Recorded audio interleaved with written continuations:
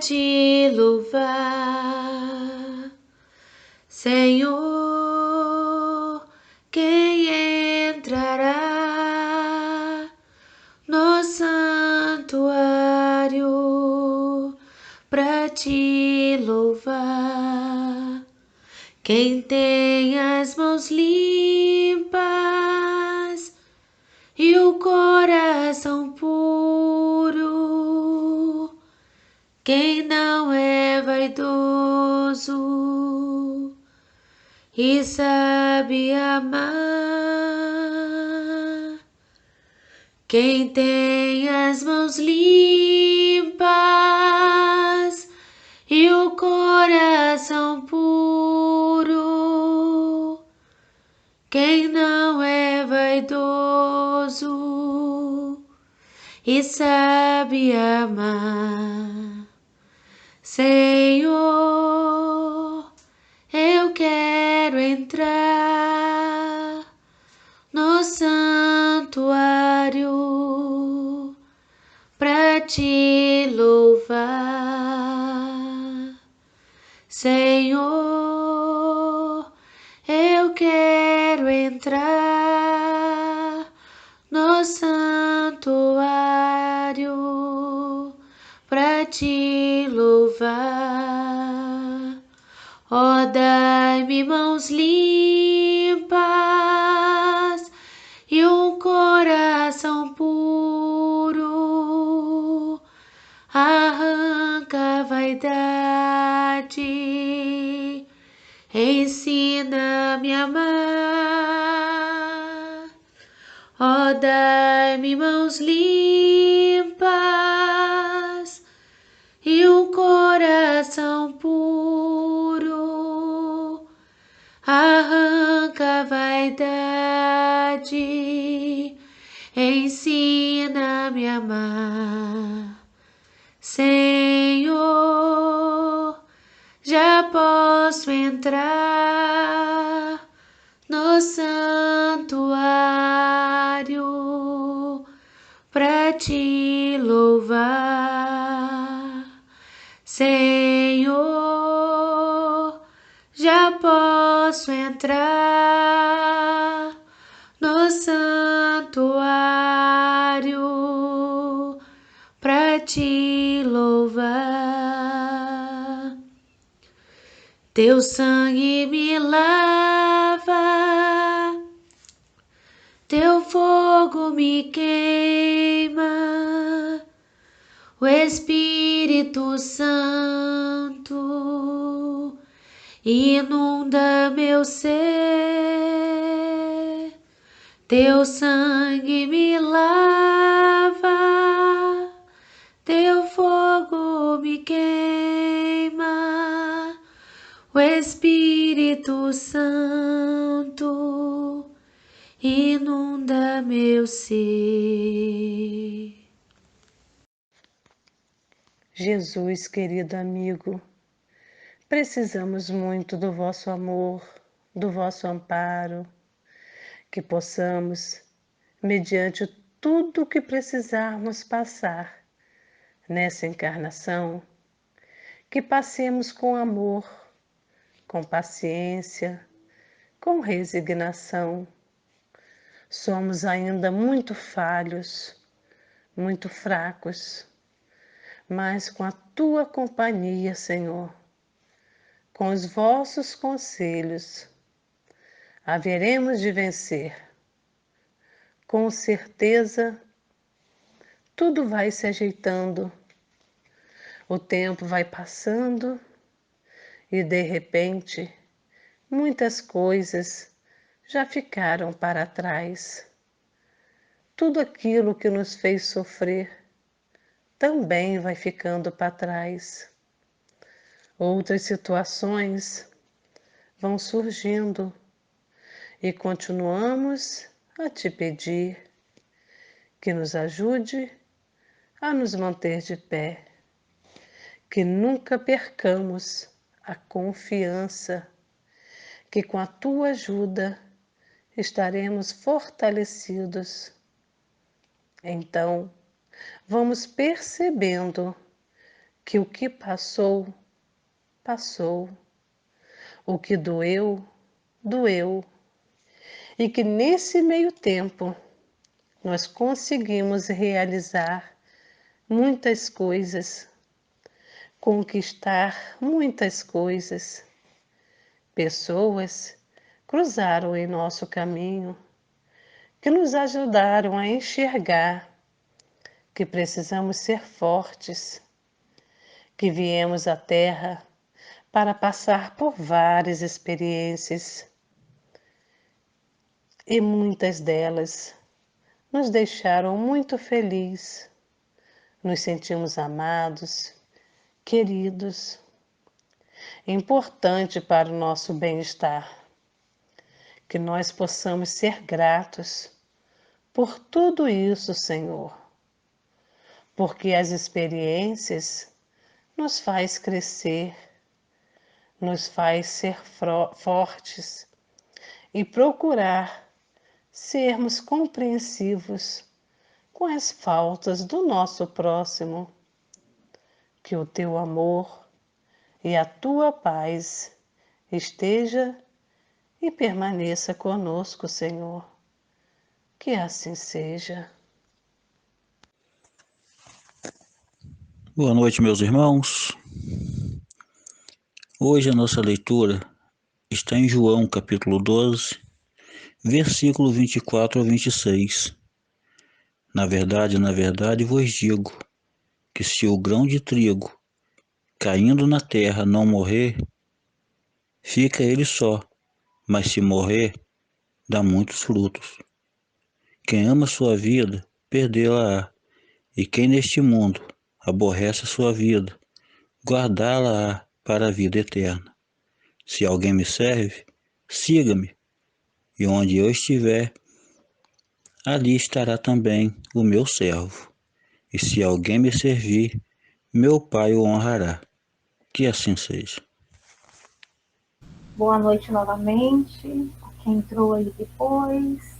Obrigada, Leandra. Assim seja. Pois é. Mais uma vez aí os nossos comentários conversando uns com os outros, né? A nossa oração, nosso versículo, falando aí da necessidade de procurarmos ser compreensivos, procurarmos servir. Jesus nos diz que se me ama, sirva-me. E se servir, o vosso Pai, o nosso Pai, nos reconhecerá. E para nos ajudar nesta caminhada, para que possamos sair vitoriosos dela, para tornar mais fácil o nosso dia a dia, o nosso caminhar, Jesus nos deixou uma série de ensinamentos. Né? E eles se resumem aí nas bem-aventuranças. Estão mais expressivamente nos capítulos de Marcos e de Lucas, de Mateus e de Lucas, perdão, mas se encontram em toda a obra sagrada, né? Porque são palavras assim essenciais, são ensinamentos de base realmente.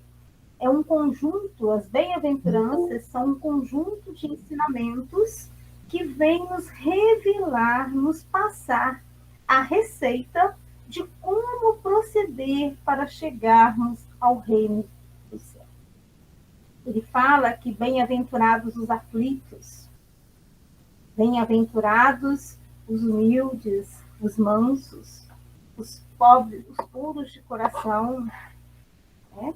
Então, ele vem nos passando o que nós precisamos fazer para alcançarmos, então, o reino dos céus. E lá no início do nosso capítulo, é só eu achar meu papel aqui. Lá no início do nosso capítulo, ele faz a abertura já com um versículo que está em Mateus, capítulo 5, versículo 8, que diz assim: Bem-aventurados os que têm puro o coração, porquanto verão a Deus. E o que é ter puro o coração? O que é um coração puro? Né? O coração puro é aquele coração limpo, desarmado, sem maldades, sem desejo de vingança. É aquele coração que não guarda rancor. Como Marinês falou na nossa oração, que tudo passa. As coisas passam. O tempo passa, as coisas passam, o que passou, passou, o que doeu, doeu. E muitas vezes a gente continua guardando aquela dor que não nos vai servir para nos adiantar. Não nos vai servir para evoluir. Só vai servir para pesar, para impedir de que nós abramos os nossos olhos, a nossa mente, o nosso coração para o que está por vir. Muitas coisas boas estão para chegar até nós. Como nos foi informado outro tempo, né, temos bênçãos retidas no céu, porque nós não estamos prontos para receber. Nós estamos com o nosso coração pesado.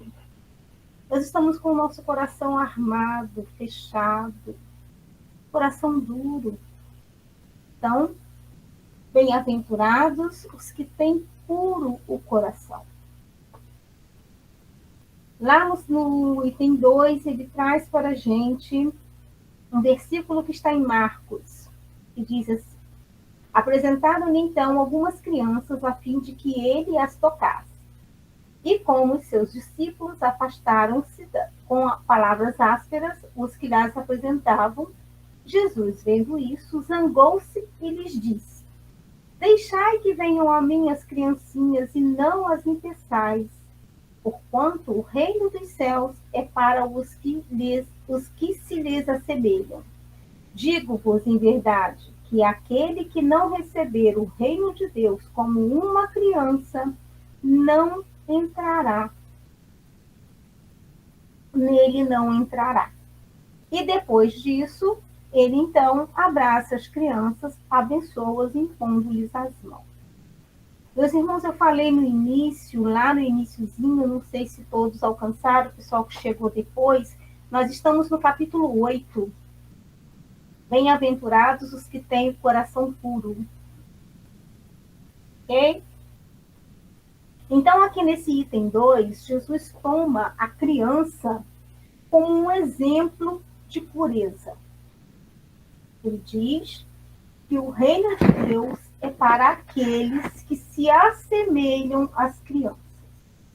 Bom, nós sabemos que as crianças, elas têm realmente um coração puro. Elas não têm aquela maldade dentro delas. O que elas vão desenvolvendo é porque muitas vezes elas vão aprendendo em tudo que vão crescendo, vão aprendendo, vão testemunhando, vão aprendendo. Com o passar do tempo, o que existe dentro dela também aflora. Mas quando criança, bem criança, ela tem um coração puro. Aí muitos vão te perguntar assim, mas nós sabemos que crianças são espíritos reencarnantes. São espíritos que têm já a sua bagagem, traz consigo as suas características.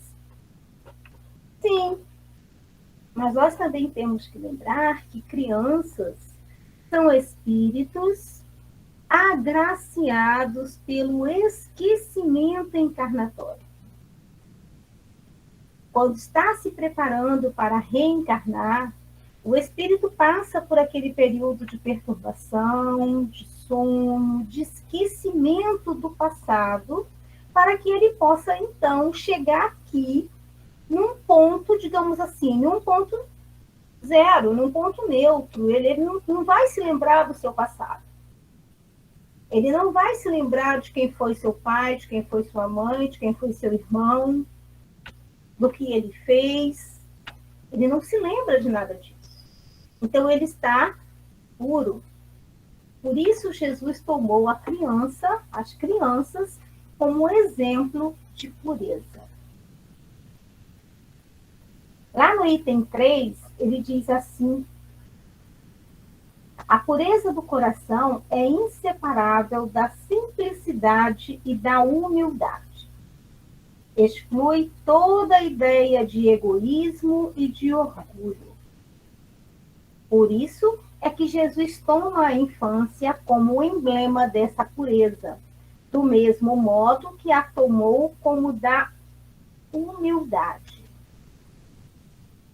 Então, Jesus aqui esclarece, né? Kardec aqui nos esclarece que Jesus tomou essa simbologia da criança como emblema de ausência de egoísmo, de orgulho e presença de humildade. Jesus também, quando ele fez essa comparação, ele não ficou restrito à criança física, à idade, à infância. Ele tomou essa criança como uma criança da humanidade. Aquelas pessoas que ainda estão na sua infância espiritual. Aquelas pessoas que ainda podem ser vistas, né, que estão numa condição de fraqueza, de, como eu posso dizer, de impossibilidade de reagir a algumas coisas, pessoas que estão escravizadas, pessoas que estão envolvidas em vícios, elas estão em sua infância. Elas ainda não amadureceram espiritualmente. Então, Jesus também chama essas pessoas para que possam ir até ele. Poderia parecer menos justa essa comparação, considerando-se que o espírito da criança pode ser muito antigo e que traz, renascendo para a vida corporal, as imperfeições de que se não tenha despojado em suas precedentes existências. Só um espírito que houvesse chegado à perfeição nos poderia oferecer o tipo da verdadeira pureza. Aquilo que a gente comentou, né?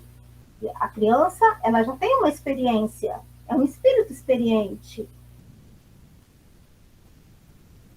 É exata a comparação, porém do ponto de vista da vida presente, porquanto a criancinha, não havendo podido ainda manifestar nenhuma tendência perversa, nos apresenta a imagem da inocência e da candura.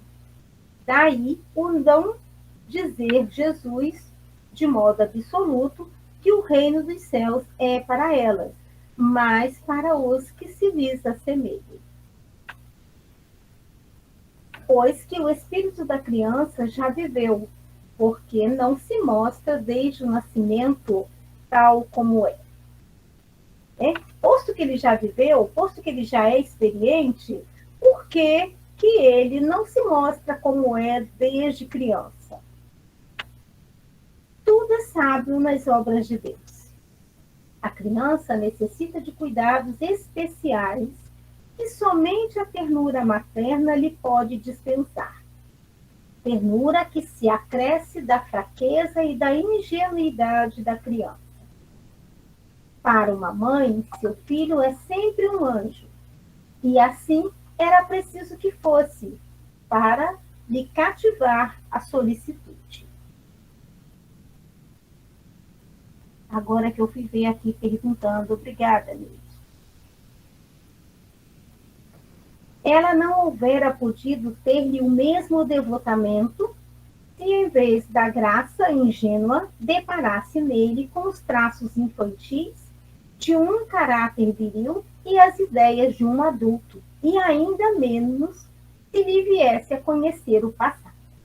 Bom, aqui diz, né, foi perguntado se a criança já é experiente, por que ela não mostra essas suas experiências, né, desde o início? Por que ela não se mostra como ela é? Porque tudo é perfeito na obra do Senhor. Né?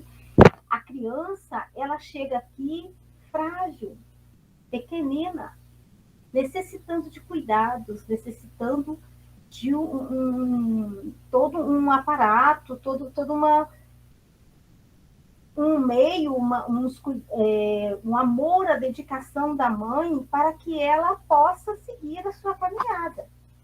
E se essa mãe olhasse para essa criança e encontrasse ali os traços de um adulto? E se essa mãe olhasse para essa criança e soubesse quem foi essa criança no passado? Como seria essa relação? Como seria cuidar dessa criança? O mesmo acontece do outro lado. Se a criança chegasse aqui e soubesse quem é a sua mãe, quem é o seu pai, como seria? Como se daria esse processo? Aliás, faz-se necessário que a atividade do princípio inteligente seja proporcionada à fraqueza do corpo, que não poderia resistir a uma atividade muito grande do espírito, como se verifica nos indivíduos grandemente precoces. Então, a criança, ela precisa dessa fragilidade. E o espírito acompanha essa fragilidade do corpo físico para que seja compatível. Senão, o corpo não vai acompanhar o raciocínio, né, a precocidade daquele espírito. Daí a bênção do esquecimento.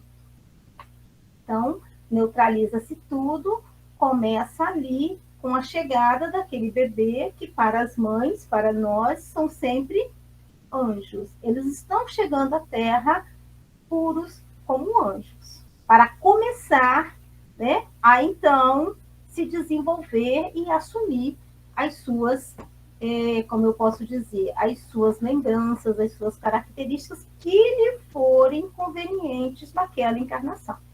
Porque nós sabemos que algumas coisas, as coisas que estão ligadas à nossa expiação, à nossa vida, à nossa encarnação atual, algumas coisas a gente tem, né?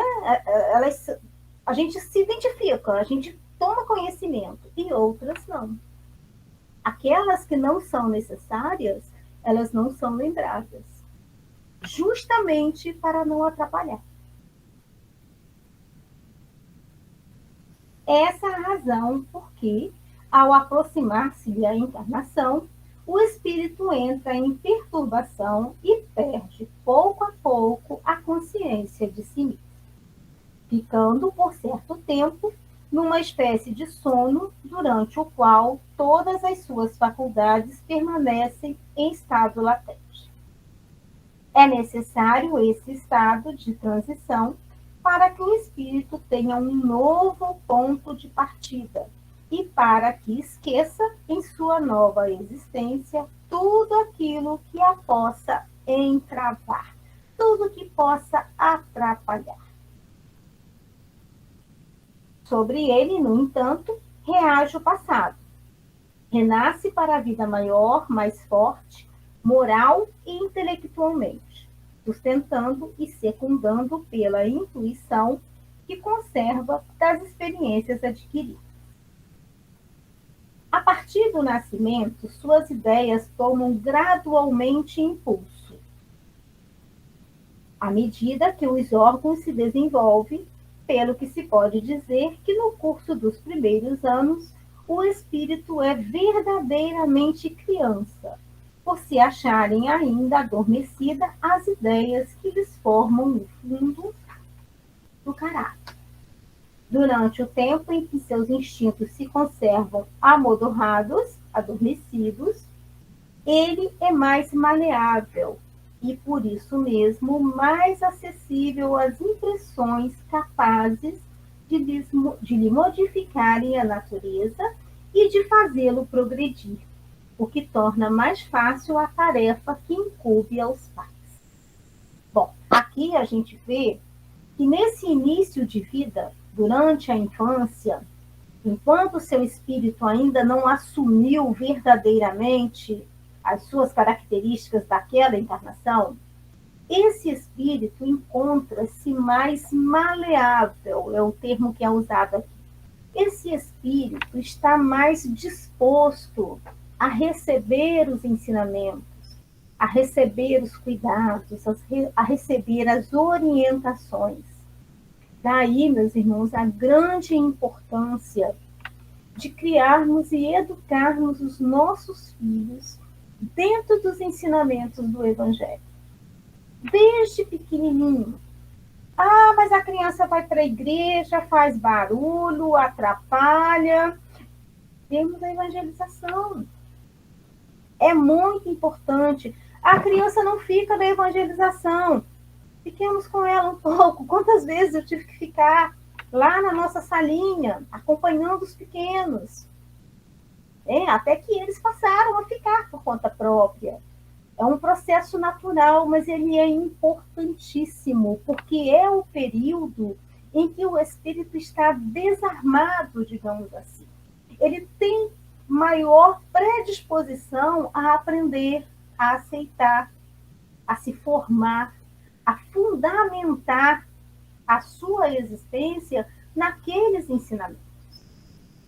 Temos também, lá no Livro dos Espíritos, na questão 208, que vai falar da responsabilidade dos pais com os filhos. Nós temos a responsabilidade com os nossos filhos de educá-los, de fazer prosperar, de fazer evoluir. E a parte espiritual também está aí. Não é só cuidar, alimentar, dar banho, mandar para a escola. Temos a parte espiritual também. Temos as responsabilidades. Lá na questão 208, pergunta assim, 208 do Livro dos Espíritos. Tá assim.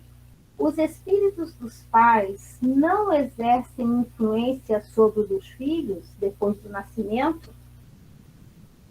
Aí os espíritos respondem. Uma influência muito grande, como dissemos, os espíritos devem concorrer para o progresso uns dos outros.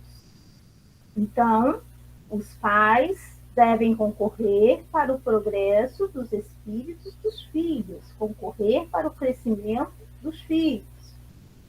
Muito bem, os espíritos dos pais têm por missão desenvolver os dos seus filhos pela educação. É para eles uma tarefa. Se falharem, serão culpados. Seremos cobrados. O que você não fez, o que você deixou de fazer, que fizeste com os filhos que eu te dei. Então, essa é a hora, aproveitar a criança, o início de sua encarnação, para começar a lhes oferecer esse banquete. Falar das boas aventuranças, que é o que é feito na nossa evangelização. O espírito, pois, enverga temporariamente a túnica da inocência. E assim, Jesus está com a verdade quando, sem embargo da anterioridade da alma, toma a criança por símbolo da pureza e da simplicidade. Agora nós vamos falar do pecado por pensamento, vamos falar do adultério. Lembrando aqui, meus irmãos, que adultério ele não vai ser tomado essencialmente pela palavra, pela a significação que lhe é própria. Ele vai se referir a tudo que adultera, a tudo que transforma, que tenta transformar as leis divinas. Aí diz assim, lá no item 5, aprendestes que foi dito aos antigos, não cometereis adultério. Eu, porém, vos digo que aquele que houver olhado uma mulher com mau desejo para com ela, já em seu coração cometeu adultério com ela. Isso está em Mateus, capítulo 5, versículo 27 e 28. A palavra adultério não deve absolutamente ser entendida aqui no sentido exclusivo da acepção que lhe é própria, que é aquela que eu lhes falei de infidelidade conjugal. Porém, num sentido mais geral. Muitas vezes, Jesus a empregou por extensão para designar o mal, o pecado, todo e qualquer pensamento mau, como, por exemplo, nesta passagem. Uma passagem que está em Marcos, capítulo 8, versículos 38, onde Jesus emprega a palavra adultério sem aquele sentido que a gente está acostumado. Ele diz assim: porquanto, se alguém se envergonhar de mim e das minhas palavras, dentre esta raça adúltera e pecadora, o Filho do Homem também se envergonhará dele, quando vier acompanhado dos santos anjos na glória do seu Pai. Então, aqueles desta raça adúltera e pecadora. Adúltera aqui está naquele sentido de que adultera os ensinamentos, de que adultera tudo que lhe é recomendado. Então, todo o mal proceder entra aqui como adultério. A verdadeira pureza não está somente nos atos, está também no pensamento, porquanto aquele que tem o coração puro nem sequer pensa no mal. Foi o que Jesus quis dizer. Ele condena o pecado, mesmo em pensamento, porque é sinal de impureza. Mais à frente, a gente vai comentar sobre essa questão do pensamento. Os pensamentos, eles estão por aí e eles vêm à nossa mente. Como nós vamos reagir a esses pensamentos? Quais os pensamentos que nós estamos tendo? Importante pensarmos sobre isso. Cumpre-se que se faça aqui uma importante distinção. À medida que avança na vida espiritual, a alma que enveredou pelo mau caminho se esclarece e se despoja pouco a pouco de suas imperfeições, conforme a maior ou menor boa vontade que demonstre, em virtude do seu livre-arbítrio.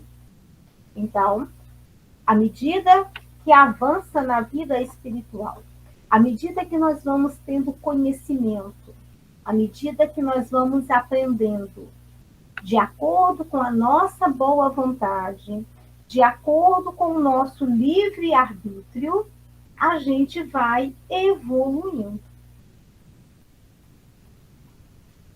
Todo pensamento mau resulta, pois, da imperfeição da alma.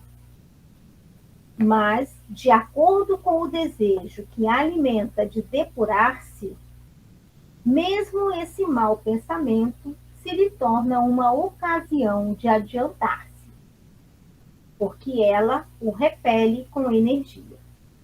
É indício de esforço por apagar uma mancha. Não cederá se apresentar a oportunidade de satisfazer a um mau desejo, pois que haja resistido, sentir-se-á mais forte e contente com a sua vitória. Então, a verdade, os estudos, o conhecimento, eles vão nos dando uma base para que possamos, então, começar a reagir a esses pensamentos. Reagir a essas sugestões que aparecem assim em nossa mente. Não, isso não me serve, isso não me cabe. Não é assim. Ou então, quer dizer, não sei isso, aí começa, né? Aí vai, aí desenvolve, julga, faz tudo que tem direito. Se compraz com o mal. A verdade é essa. Quando esses pensamentos aparecem em nossa mente, o que é que nós fazemos? Nós vamos repelir ou nós nos identificamos com eles e nos satisfazemos alimentando esses pensamentos. Aquela que, ao contrário, não tomou boas resoluções, foi aqui, gente? Aquela que, por acaso, que, ao contrário, não tomou boas resoluções, procura a ocasião de praticar o mau ato, e se não o leva a efeito, não é por virtude de sua vontade, mas por falta de ensejo. Fica alimentando no pensamento, mesmo que não faça, mas fica ali, né? A hora que tiver oportunidade, vai. Ou às vezes não vai, mas fica cultuando aquilo em si. É, pois, tão culpado quanto seria se o cometesse. Então, como disse lá no título, né? O pecado por pensamento. Em resumo, naquele que nem sequer concebe a ideia do mal, já há progresso realizado. Aquele que nem pensa no mal. O mal já não faz mais parte da vida dele. Pelo menos aquele mal ele já conseguiu vencer. Já não pertence mais. Não faz parte de seus pensamentos. Ele não cultua. Nesse, o progresso já aconteceu, já está realizado. Naquele a quem essa ideia acode, mas que a repele, há progresso em vias de se realizar. O pensamento mal chega, mas é rejeitado. Se identifica aquele pensamento, faz-se uma análise, não, isso não é para mim, não é assim. Não quero pensar nisso, não quero alimentar isso, eu rejeito. Nesse, o progresso está acontecendo, está em via de se realizar, de se concretizar. Naquele, finalmente, que pensa no mal e nesse pensamento se compraz, se identifica, alimenta, se satisfaz, o mal ainda existe na sua plenitude de força. Num, o trabalho está feito, no outro, está por fazer. Deus é justo, leva em conta todas essas gradações na responsabilidade dos atos e dos pensamentos do homem. Como o Marinês falou, né, a questão da vontade. Nós precisamos ter vontade. Nós precisamos alimentar a nossa vontade. E não há alimento mais fortificante do que o Evangelho. Tá? Na dúvida, compara, pensa. Tem uma frase que uma vez um amigo me falou, e aí depois eu passei a analisar que é realmente isso. Ele me falou, acho que de um filme ou de um livro que ele tinha lido, alguma coisa assim, que é a pergunta: o que faria Jesus em seus passos, né? Em seus passos, o que faria Jesus? O que Jesus faria se ele estivesse nessa situação que você se encontra agora? Então, os ensinamentos de Jesus, o exemplo de Jesus em nossas vidas, nos alimenta. Nos faz fazer as melhores escolhas. Seguindo, verdadeira pureza, mãos lavadas. Gente, tá tudo ok? Se tiver algum comentário, às vezes eu demoro a olhar, mas tá, pode colocar.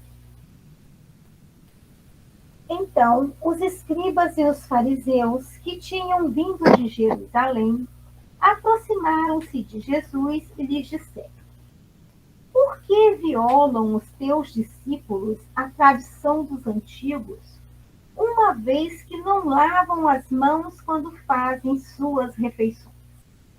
Aí aqui a gente vai parar um pouquinho para contextualizar, lembrarmos daquela época. Bom, era comum olhar só para o exterior. E tudo era levado com muito rigor. Né? Era costume lavar as mãos antes das refeições. E os discípulos de Jesus assim não fizeram. Então eles perguntaram, por quê? Se vocês já sabem, né? Já ouviram, já sabem que é a tradição dos antigos, por que não lavaram as mãos antes da refeição? E o que Jesus nos responde? Jesus lhes respondeu, por que violais... Ele já respondeu com uma outra pergunta. Por que violais vós outros o mandamento de Deus para seguir a vossa tradição? Porque Deus pôs este mandamento: honrai a vosso pai e a vossa mãe. E este outro: seja punido de morte aquele que disser a seu pai ou a sua mãe palavras ultrajantes. E vós outros, no entanto, dizeis: aquele que haja dito a seu pai ou a sua mãe, toda oferenda que faço a Deus vos é proveitosa, satisfaz a lei. Ainda que depois não honre, nem assista a seu pai ou a sua mãe. Tornam assim inútil o mandamento de Deus pela vossa tradição. Bom, e vocês também sabem e repetem que é preciso honrar vosso pai e vossa mãe, e não o fazem. Então, é uma tradição que também é violada. É um ensinamento que também não é seguido. E aí Jesus continua. Hipócritas, bem profetizou de vós Isaías, quando disse: este povo me honra de lábios, mas conserva longe de mim o coração. É em vão que me honram ensinando máximas e ordenações humanas. Ou seja, fala-se, repete-se, mas não pratica. Não interioriza. Então, honram as tradições, honram os ensinamentos só de lábios, toda a boca para fora, mas não internalizam, não interiorizam e não praticam. Depois, tendo chamado o povo, disse: escutai e compreendei bem isto. Não é o que entra na boca que macula o homem. O que sai da boca do homem é que o macula. O que sai da boca procede do coração, e é o que torna impuro o homem. Porquanto do coração é que partem os maus pensamentos, os assassínios, os adultérios, as fornicações, os latrocínios, os falsos testemunhos, as blasfêmias e as maledicências. Essas são as coisas que tornam impuro o homem. Comer sem haver lavado as mãos não é o que o torna impuro. Sabemos, né, que devemos lavar as mãos para fazer as nossas refeições. Mas a questão não é essa. Quando nós falamos de um coração puro, não é um coração puro, limpo, brilhando por fora. Não é o exterior. Não é com o exterior que Jesus está preocupado. Não é a respeito do nosso exterior que Jesus nos alerta. É a respeito do nosso interior. Essa foi a proposta de Jesus. E, aliás, eu acho que é no capítulo 2 do Evangelho segundo o Espiritismo, ou no primeiro, agora eu estou em dúvida aí, ou se Nela estiver presente, está presente sim, pode me ajudar. Jesus diz que ele não veio acabar com a lei. Ele veio fazer com que a lei se cumprisse. Jesus deu um novo olhar, um novo foco. Jesus nos mostrou uma nova maneira. É como se a gente estivesse caminhando no sentido oposto. Não é o exterior, capítulo 1, obrigada. Não é o exterior, é o interior. É o amor, é a consciência. É o que nós fazemos aqui dentro. e não o exterior. É o amor, é a humildade. Jesus nos disse: amai-vos uns aos outros. Não é adoração, não é ritual, não é cultuação, é o interior, é você e Deus. Onde eu parei? Não é o comer sem lavar as mãos que torna o homem impuro. Então, aproximando-se dele, disseram-lhe seus discípulos: sabeis que, ouvindo o que acabeis de dizer, os fariseus se escandalizaram? Ele, porém, Jesus respondeu: arrancada será toda a planta que meu Pai Celestial não plantou. Deixai-os. São cegos que conduzem cegos. Se um cego conduz outro, caem ambos no fosso. São cegos. Eles não conseguem enxergar essa verdade. Foi exatamente esse ponto aí que fez a diferença, que faz a diferença nos ensinamentos de Jesus. A gente precisa enxergar isso aí. Ler o que está escrito, muitas vezes, não nos leva à compreensão do todo. É preciso ter um olhar, é preciso ter esse olhar amável que Jesus veio nos mostrar. Veio exemplificar quando esteve aqui conosco. Caminhando conosco, ele continua até hoje. Então, são cegos que conduzem cego, que veja aquele que tem olhos de ver. Enquanto está na cegueira, infelizmente, se esse cego estiver conduzindo mais um grupo, mais uma multidão, todos irão acompanhar e todos cairão. Não basta a aparência, Tem que estar interiorizado. Enquanto ele falava, um fariseu lhe pediu que fosse jantar em sua companhia. Jesus foi e sentou-se à mesa. O fariseu entrou, então, a dizer consigo mesmo, pensamento: por que não lavou ele as mãos antes de jantar?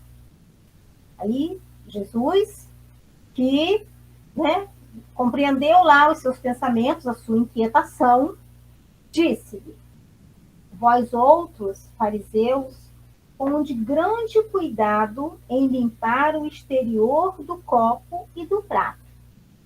Entretanto, o interior de vossos corações está cheio de rapinas e de iniquidade.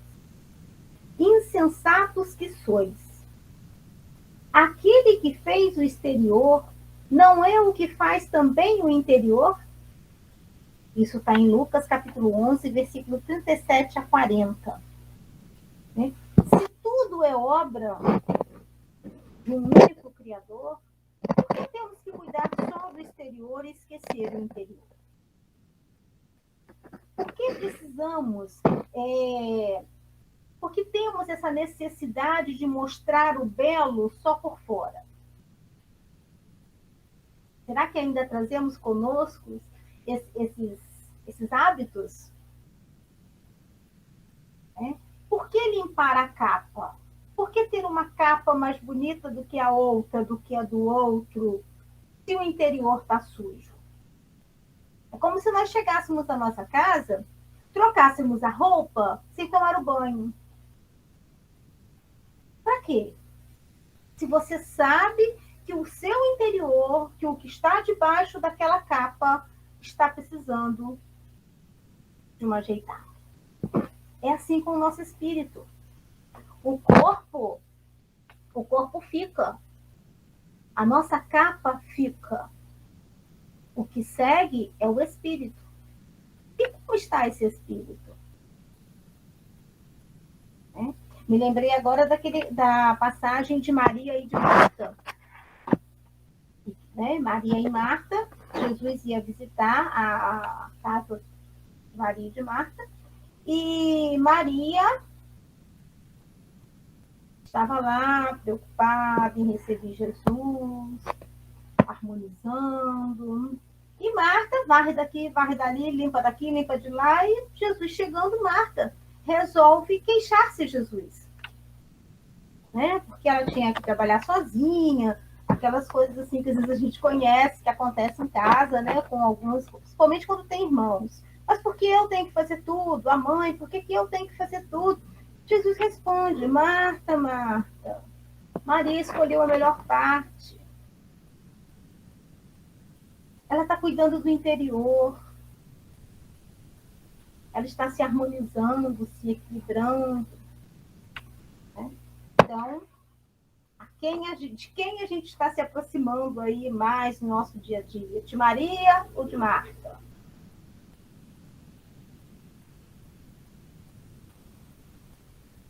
Lá no item 10.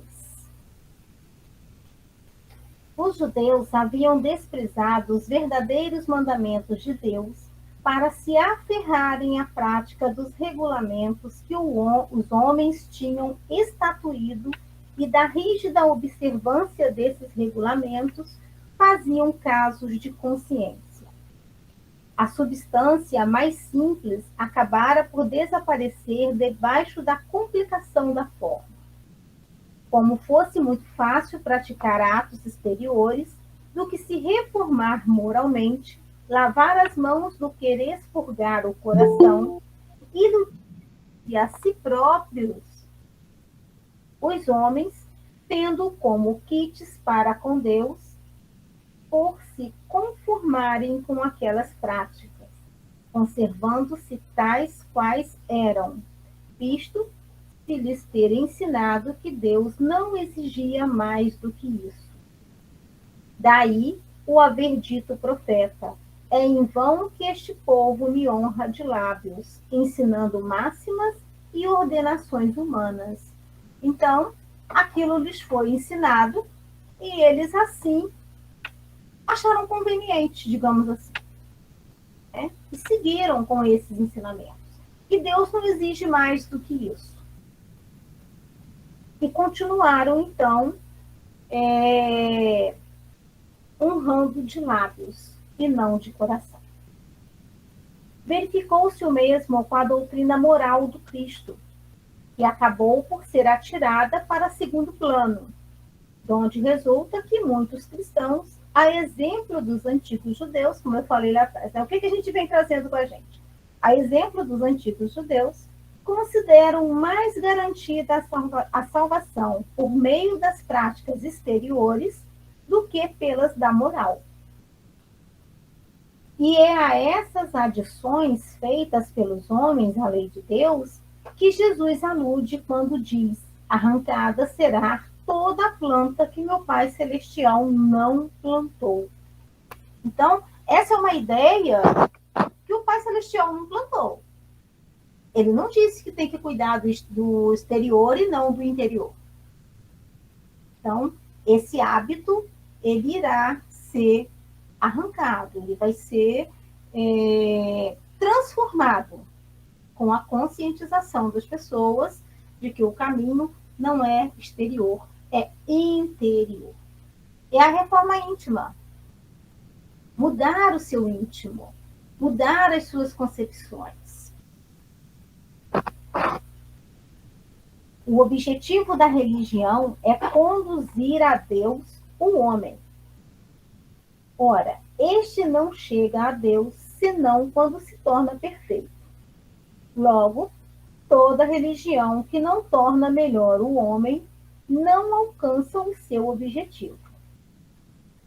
Toda aquela em que o homem julgue poder apoiar-se para fazer o mal, ou é falsa, ou está falseada em seu princípio. Tal o resultado que dão as em que a forma sobreleva ao fundo. Nula é a crença na eficácia dos sinais exteriores. Não se obsta a que se cometam assassínios, adultérios, expoliações, que se levantem calúnias, que se causem danos ao próximo, seja no que for. Semelhantes religiões fazem supersticiosos, hipócritas, fanáticos, não, porém, homens de bem. Então, papel da religião é conduzir o homem a Deus. E nós sabemos que o homem só chega a Deus quando estiver puro. Então, a religião, ela tem esse papel de ir nos mostrando as verdades, de ir nos conduzindo passo a passo. Lembram quando foi falado que muitas vezes os pensamentos vêm até nós? Nós somos tentados o tempo inteiro.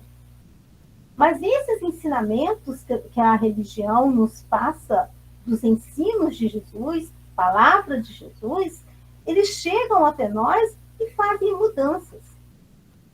Essa é a verdade que liberta. Se a religião não cumpre esse papel, se a religião não leva o homem à reflexão, à mudança, à reforma íntima, ela está falhando em seus princípios, em seus objetivos. Não basta a aparência de pureza.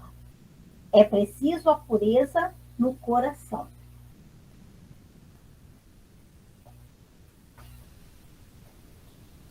Escândalos. Se a vossa mão é motivo de escândalo, cortai-a. Parece assim tão radical, né? Se a nossa mão, se a vossa mão é motivo de escândalo, cortai-a. Primeiro, o que é escândalo?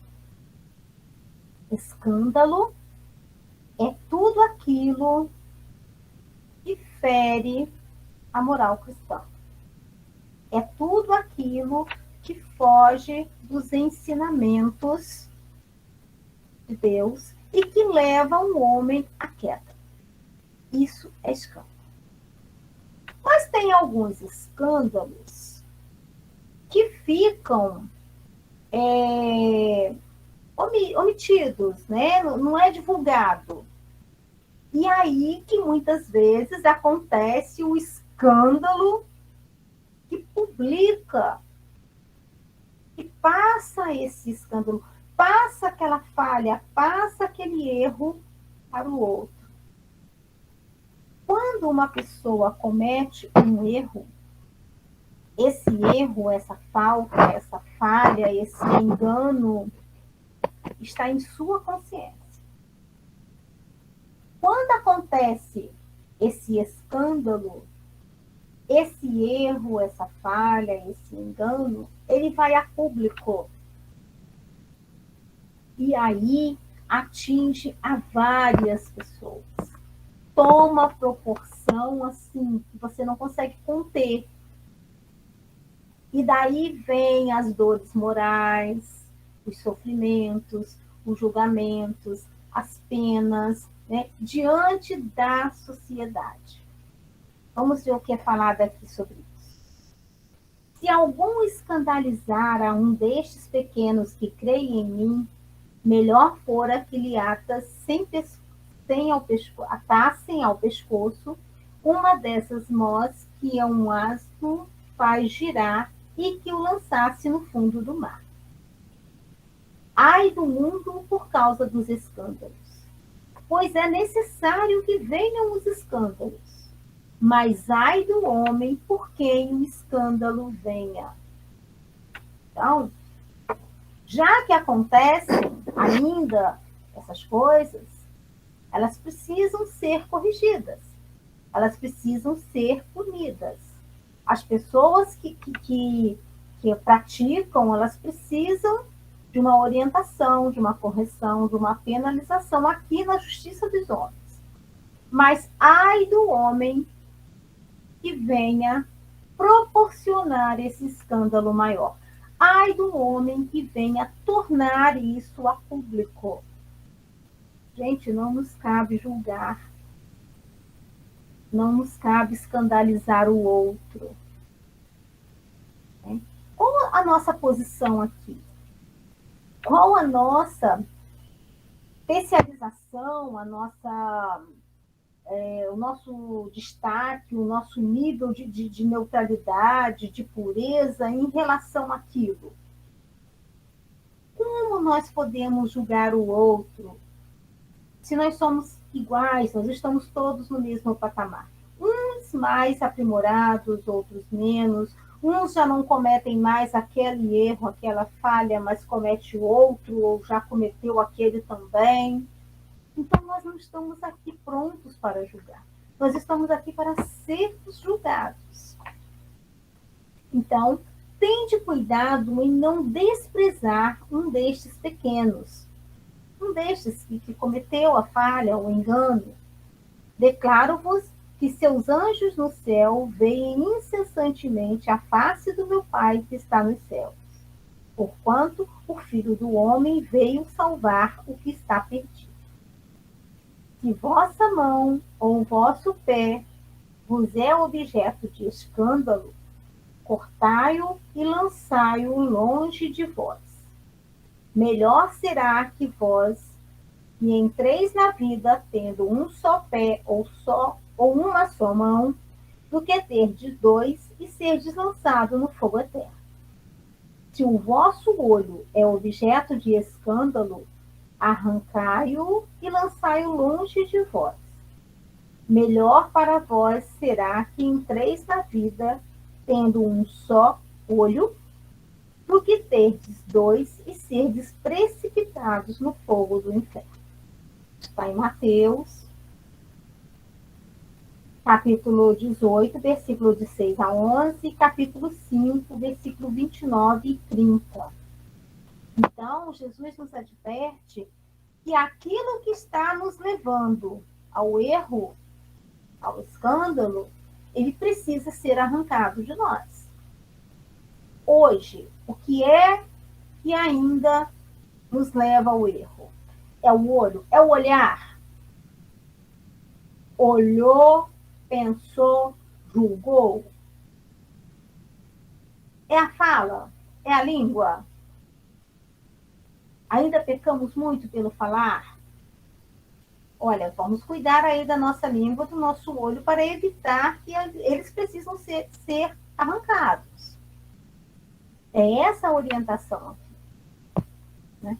O que é que está lhe fazendo tropeçar?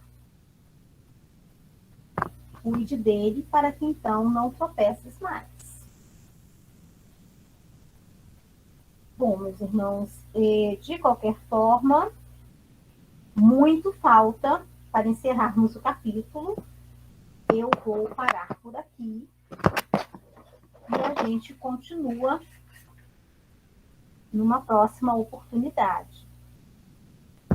Então, cuidar de tudo aquilo que nos leva ao erro. Vamos aparar as nossas arestas. Vamos cuidar das nossas más tendências. As comparações, as maledicências, o achismo. Muitas vezes nós falamos muito, falamos sem pensar, falamos sem perceber, né, o como o outro vai receber aquilo. Nós ainda machucamos as pessoas. Isso é um tropeço. Cuidemos para que nós, então, possamos parar de tropeçar tanto, pelo menos. Uma outra coisa, não expor o nosso irmão, não expor o nosso semelhante. Nós não temos esse direito. As críticas, elas não nos cabem. E aquela que cabe, porque às vezes a gente está numa posição de orientar o outro, então a gente precisa fazer, que faça a pessoa exata, a pessoa a quem aquilo é de interesse. E não aos quatro cantos, né, ao vento, como dizem por aí. Sejamos mais cuidadosos com o nosso próximo. Né? Aquela teoria de que, mas é preciso falar, é preciso fazer, porque ele precisa aprender. Não vai aprender dessa forma.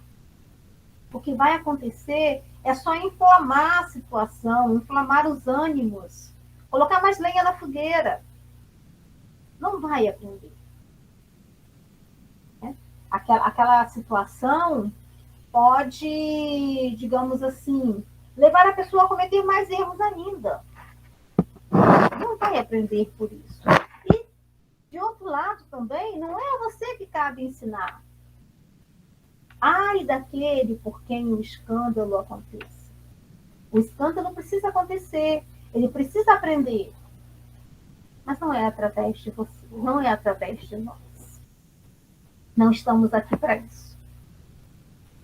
Que o Senhor Jesus possa nos conduzir, possamos estar atentos, vigilantes, porque, como já tem sido falado várias vezes, eu vou repetir, a gente fala, né, lá como já faziam os antigos, a gente fala, o exterior é muito fácil.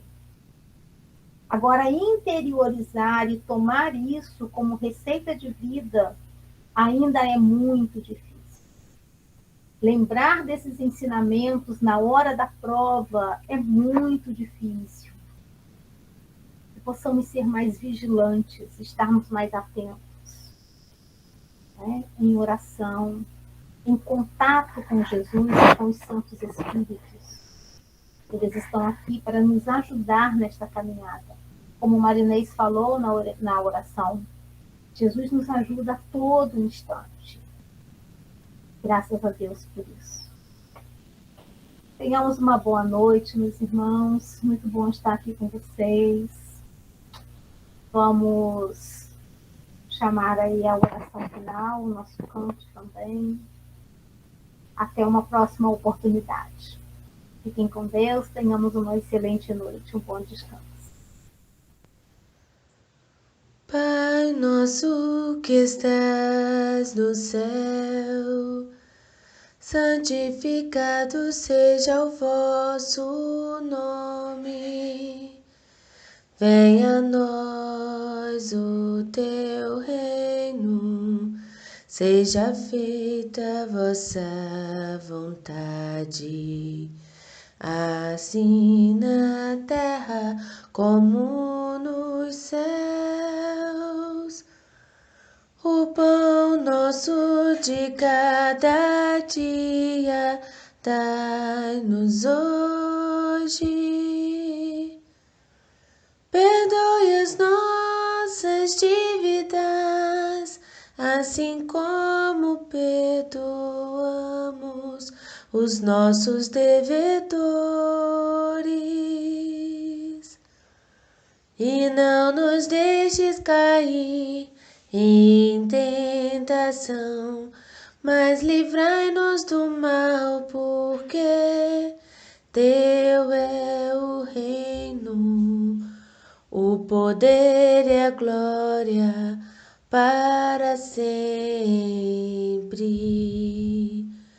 O poder e a glória para sempre.